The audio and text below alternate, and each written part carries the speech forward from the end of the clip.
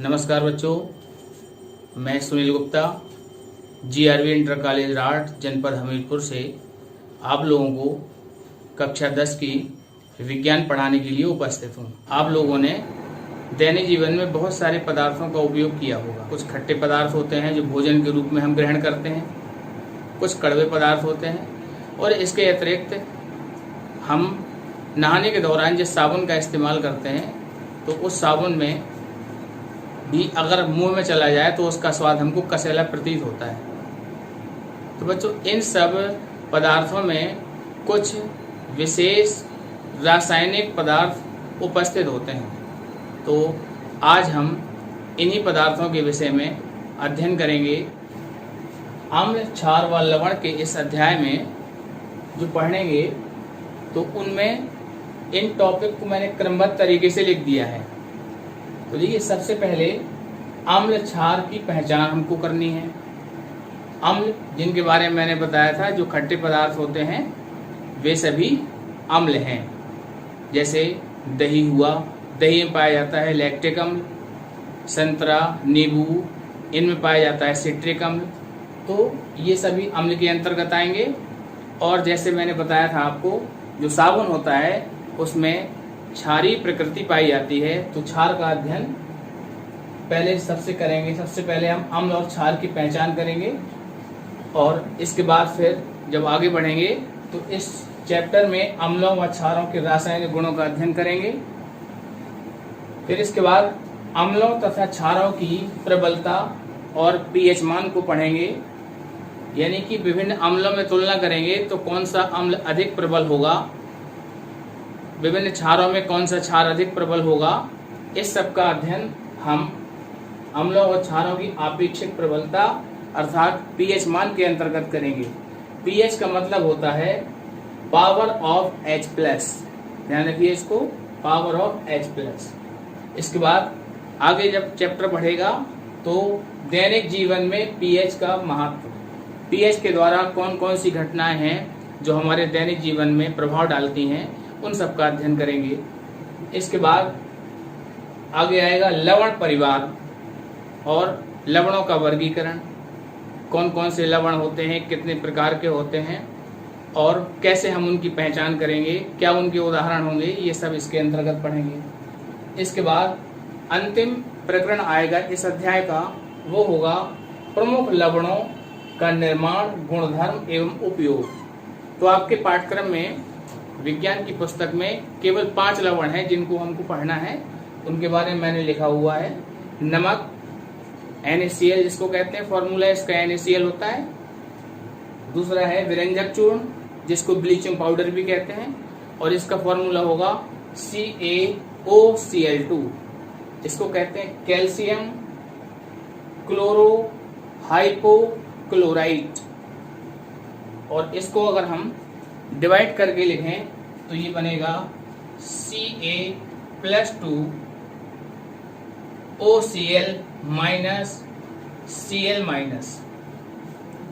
Calcium chloro hypochloride, Ca+2 से calcium बना, Cl negative से क्लोरो और OCl नेगेटिव से हाइपोक्लोराइड। अब इसके बाद अगला लवण मिलेगा हमको, वो है बेकिंग सोडा, जिसको हम भोजन में प्रयोग करते हैं और इसका उपयोग मुख्यतः ऐसे पदार्थों को जिनमें CO2 या किसी घटक को फुलाने की आवश्यकता होती है, वहां पर इसका प्रयोग करते हैं। इसके बाद अगला है धावन सोडा Na2CO3, जिसका उपयोग कपड़े धोने में किया जाता है, साबुन बनाने में किया जाता है। और अंतिम है आपका प्लास्टर ऑफ पेरिस POP, जिसका प्रमुख उपयोग खिलौनों, हड्डियों को जोड़ने के लिए प्लास्टर चढ़ाने, और इनका हम तुलनात्मक अध्ययन करेंगे। तो ऐसे इसको डिवाइड कर लेते हैं बोर्ड को। एक साइड लिखते हैं अम्ल और दूसरे साइड क्षार। अम्ल को हम कहते हैं एसिड, ACID, एसिड, और क्षार को कहते हैं बेस। तो मैंने आपको बताया था कि जो खट्टे पदार्थ होते हैं उन सभी में अम्ल पाया जाता है। तो अम्लों के बारे में प्रारंभिक जानकारी हमको हो गई कि अम्ल स्वाद में खट्टे होते हैं, स्वाद में खट्टे होते हैं। ये हमने कैसे जाना? जो हम उपयोग में लाते हैं भोजन के घटक के रूप में, उन सभी पदार्थों से जाना। जैसे हम देख सकते हैं दही, नींबू, संतरा, अंगूर आदि सभी पदार्थ ये खट्टे होते हैं। और किस वजह से होते हैं? क्योंकि इनमें अम्ल पाए जाते हैं, इनमें अम्ल उपस्थित होते हैं। मैं आपको बता देता हूं, दही में पाया जाता है लैक्टिक अम्ल, लैक्टिक अम्ल।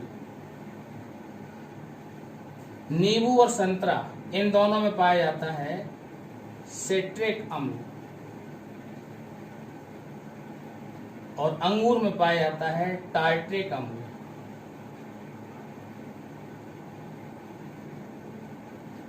इनको कुछ उदाहरणों के द्वारा हमने समझा। जैसे दही में पाया जाता है लैक्टिक अम्ल, नींबू और संतरा में पाया जाता है सिट्रिक अम्ल, और अंगूर में इसी तरह से इमली भी उदाहरण हो सकता है, उसमें पाया जाता है टार्ट्रिक अम्ल। तो ये सभी अम्ल इन पदार्थों में पाए जाते हैं और इसी वजह से ये सभी पदार्थ स्वाद में खट्टे होते हैं। तो हमने अम्ल की एक प्रॉपर्टी को जाना कि सभी अम्ल स्वाद में खट्टे होते हैं, जिनको हम खाते हैं वे सभी स्वाद में खट्टे हैं। लेकिन कुछ ऐसे भी अम्ल होते हैं जिनको हम खाते नहीं हैं, क्योंकि वो हमारे लिए हानिकारक भी हो सकते हैं। क्योंकि अम्लों की प्रकृति संक्षारकीय होती है, कोरोसिव होती है। ये हमारे त्वचा के संपर्क में आकर हमको जला सकते हैं। तो इसलिए हम सभी अम्लों को टेस्ट लेकर उनका आकलन नहीं करेंगे, उनको जानने की कोशिश नहीं करेंगे। तो अब दूसरा तरीका क्या होगा? तो इसके लिए सर्वप्रथम एक वैज्ञानिक है आर्हीनियस, उन्होंने बताया कि जो पदार्थ जल में घोलने पर H+ देते हैं उनको हम अम्ल कहते हैं। तो जानते हैं उसको। जो पदार्थ जल में घुलकर H+ देते हैं उन्हें अम्ल कहते हैं,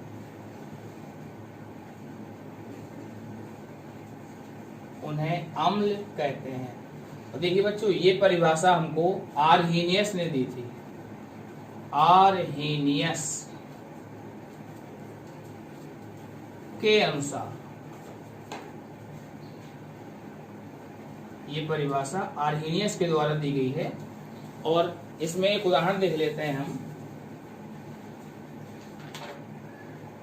HCl, जिसको हम हाइड्रोक्लोरिक अम्ल कहते हैं, हाइड्रोक्लोरिक अम्ल।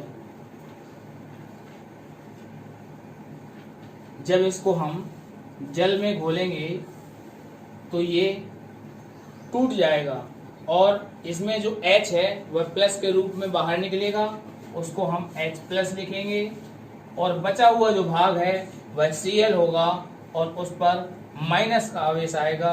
तो ये हमको Cl नेगेटिव और H+ प्राप्त हो जाएगा।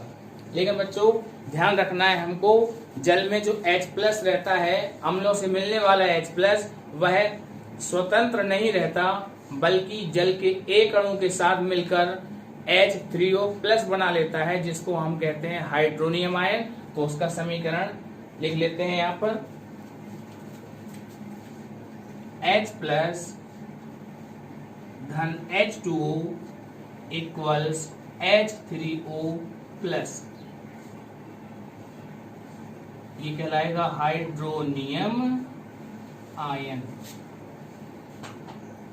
तो अभी अभी आपने देखा कि अम्लों से मिलने वाला H+ जल से क्रिया करके H3O+ में परिवर्तित हो जाता है, तो जो भी अम्ल हम जल में मिलाएंगे, जल में घोलेंगे, वह H+ देगा और उसका H+ जल के एक अणु के साथ मिलकर H3O+ के रूप में परिवर्तित हो जाएगा।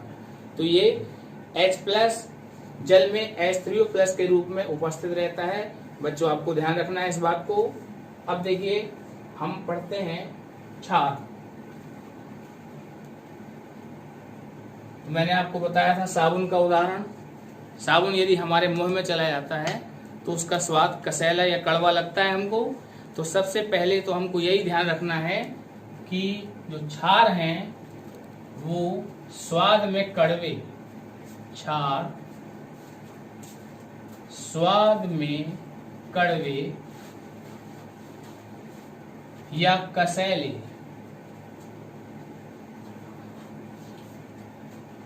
इसको अंग्रेजी में कहते हैं बिटर होते हैं।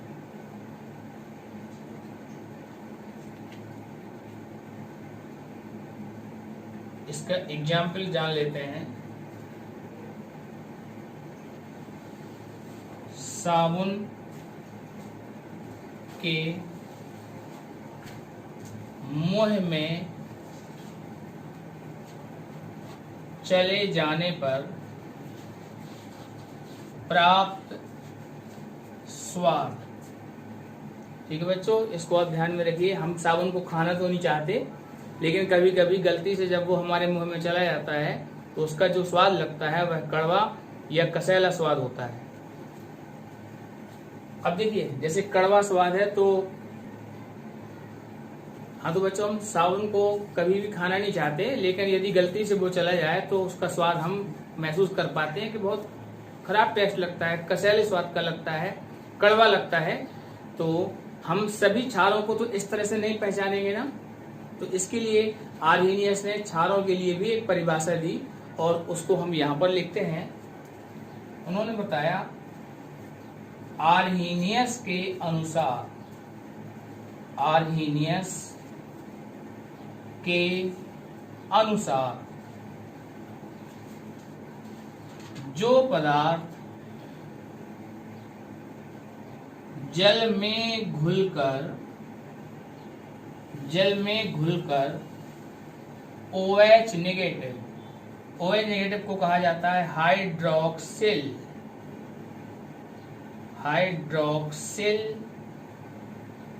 आयन, या इसका एक और नाम होता है वो भी लिख दे रहा हूं मैं, हाइड्रोक्साइड आयन देते हैं, उन्हें क्षार कहते हैं,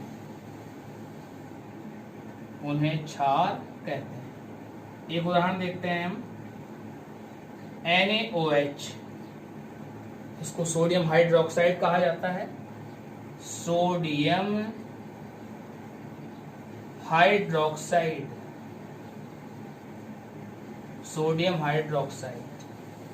जब इसको हम जल में घोलेंगे तो ये आयनित होकर, देखिए अब परिभाषा क्या है आर्हेनियस की, जो पदार्थ जल में घुलकर OH नेगेटिव देते हैं उनको हम क्षार कहते हैं।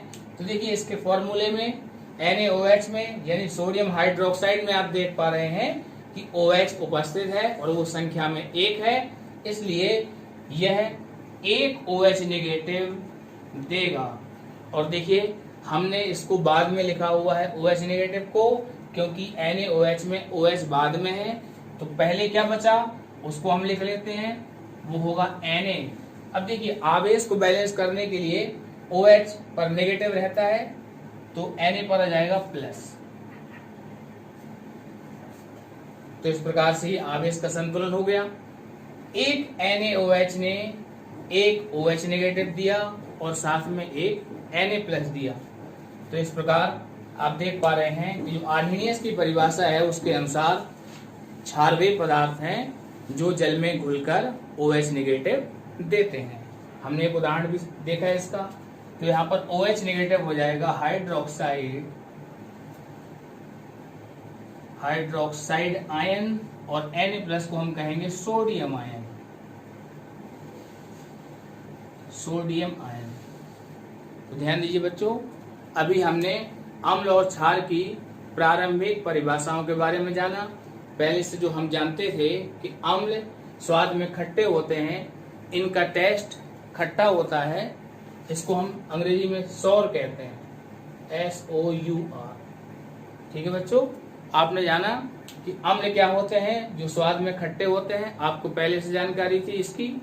जैसे दही, नींबू, संतरा, अंगूर आदि पदार्थों में ये अम्ल पाए जाते हैं।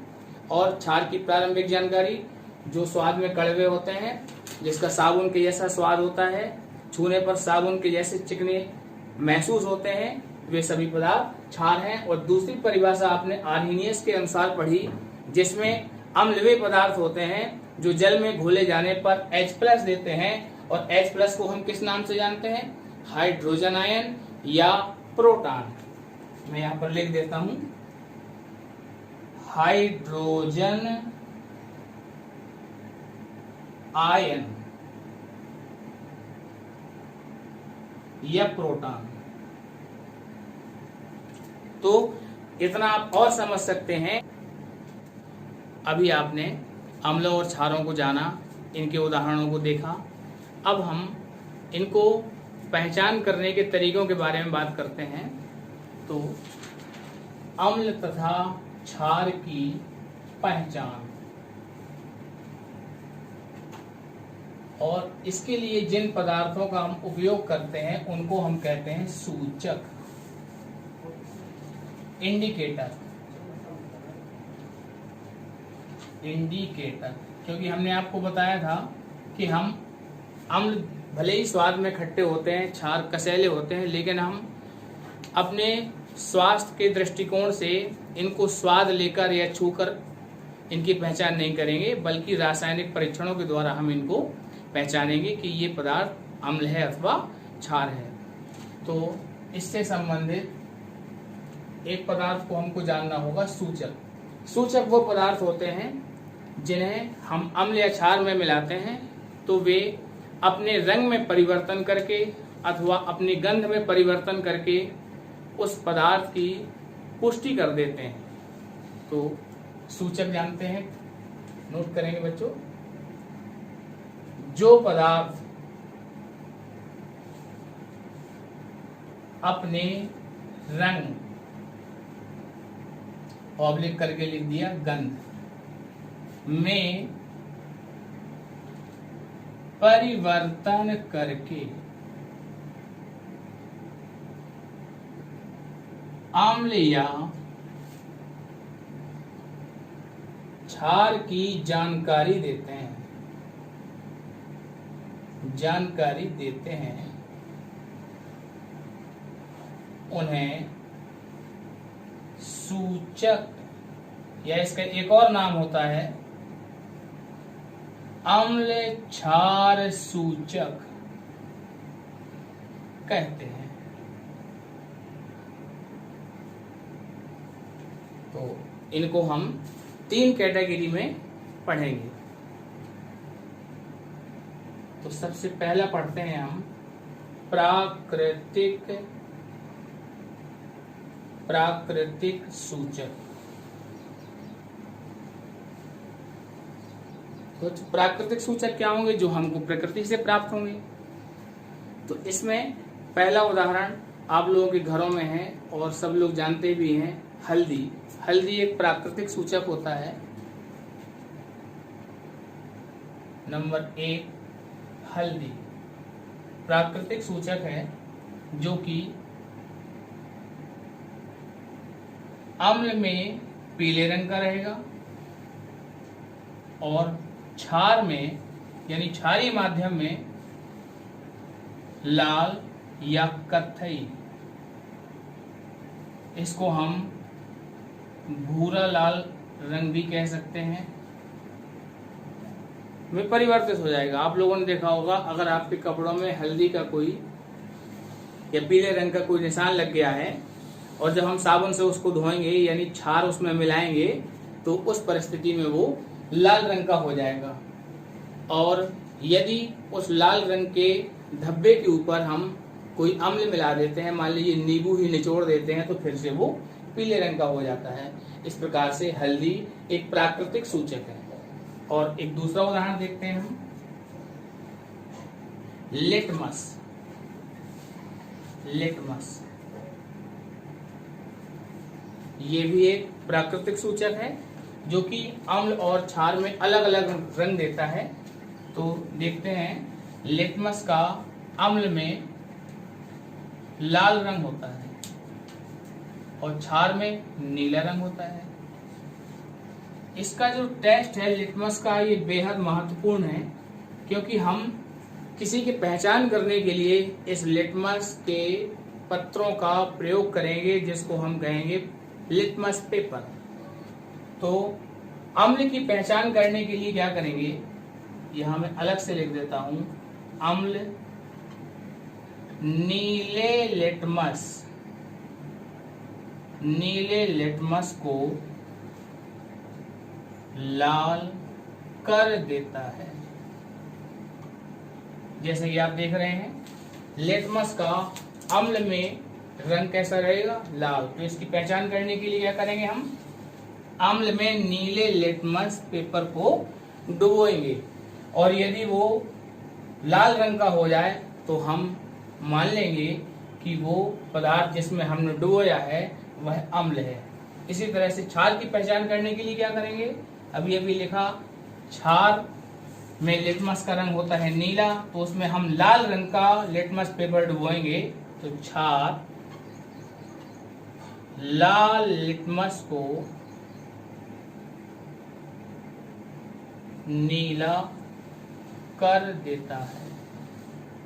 ये टेस्ट हमको ध्यान रखना है, और इनका उपयोग हमें किसी पदार्थ के अम्लीय अथवा क्षारीयता की जांच करने के लिए करना है। अगर हम साबुन में लिटमस पेपर टेस्ट करें तो देखेंगे, साबुन क्षारीय प्रकृति का होता है, तो उसमें लाल लिटमस को लेकर जाएंगे और उसमें गीला करके स्पर्श करा देंगे साबुन में, तो वो नीले रंग का हो जाएगा। तो इस प्रकार से आपने जाना कि ये प्राकृतिक सूचकों के द्वारा कैसे हम अम्ल की और क्षार की पहचान करेंगे। तो अब इसके आगे बात करते हैं, दूसरे प्रकार का सूचक पढ़ते हैं, संश्लेषित सूचक। ये ऐसे सूचक होते हैं जो तो कार्य वही करेंगे, अम्ल और क्षार की पहचान करेंगे, लेकिन ये प्रकृति से प्राप्त नहीं होंगे, बल्कि इनको हम प्रयोगशाला में निर्मित करेंगे। तो इसके अंतर्गत दो उदाहरण हैं जिनको हमें जानना है। तो पहला उदाहरण है फिनोल्फथेलीन। फिनोल्फथेलीन जिसको संक्षेप में HPH के द्वारा व्यक्त किया जाता है। और दूसरा उदाहरण है मेथिल ऑरेंज जिसको हम व्यक्त करते हैं MEOH से। तो बच्चों आप देख पा रहे हैं, जैसे आर्हीनियस ने जो परिभाषा बताई थी कि जिसमें H होगा वो अम्लीय होगा, तो हमको पता चल रहा है कि फिनोल्फथेलीन में H है, ये H+ के रूप में रहेगा, और pH नेगेटिव, ये बाकी दूसरा भाग रहेगा नेगेटिव के रूप में। तो ये हो जाएगा अम्लीय सूचक। और इसी तरह से उसी परिभाषा को अगर हम इसमें अप्लाई करते हैं तो ये मिलेगा Me+ और OH नेगेटिव के रूप में। तो आपको कंफर्म हो रहा है यह क्षारीय प्रकृति का होगा। तो ये रंग किस प्रकार देंगे, इनको हम देखते हैं, अम्ल और क्षार में इनका क्या रंग होगा। देखिए, फिनोल्फथेलीन अम्लीय सूचक है जो कि रंगहीन रहता है, तो अम्ल की उपस्थिति में ये कोई रंग नहीं देगा, तो विलेन रंगहीन ही रहेगा। और क्षार की उपस्थिति में ये आयनित होकर गुलाबी रंग के pH नेगेटिव देगा, तो इसका रंग हो जाएगा गुलाबी। और दूसरी प्रकार का मेथिल ऑरेंज है जो कि क्षारीय सूचक है, तो क्षार में ये आयनित नहीं होगा और स्वयं ये पीले रंग का रहता है, तो क्षार की उपस्थिति में ये पीले रंग का रहेगा, पीला रहेगा। और अम्ल की उपस्थिति में आयनित होकर Me+ देगा, जिसका रंग होता है लाल। तो अम्ल या क्षार का पता लगाने के लिए हम इन दो संश्लेषित सूचकों का भी उपयोग कर सकते हैं। इसके अतिरिक्त गंध के आधार पर भी अम्ल और क्षार की पहचान की जा सकती है। तो एक और प्रकार होता है, उसको भी देख लेते हैं। तीसरा, गंधीय सूचक। गंधीय सूचक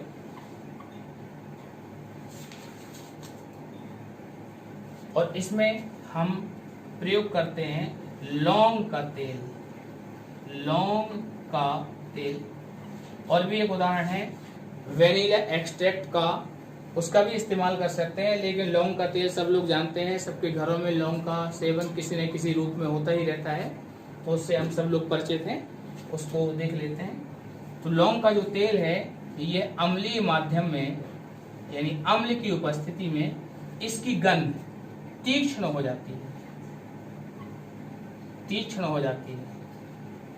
और जो क्षार है, क्षारीय माध्यम में इसकी गंध धीमी हो जाती है, मंद हो जाती है। इस आधार पर भी हम अम्ल और क्षार की पहचान कर सकते हैं। बच्चों देखिए, आज आप लोगों ने अपने इस पाठ के अध्ययन में अम्ल क्या होते हैं, क्षार क्या होते हैं, इनके बारे में जाना, इनकी पहचान कैसे की जाती है इसके बारे में जाना, इसके लिए सूचकों का अध्ययन किया। तो बच्चों जितना आज आपने पढ़ा है उससे संबंधित कुछ गृह कार्य दिया जा रहा है, जिसको आप लोग अवश्य ही करेंगे।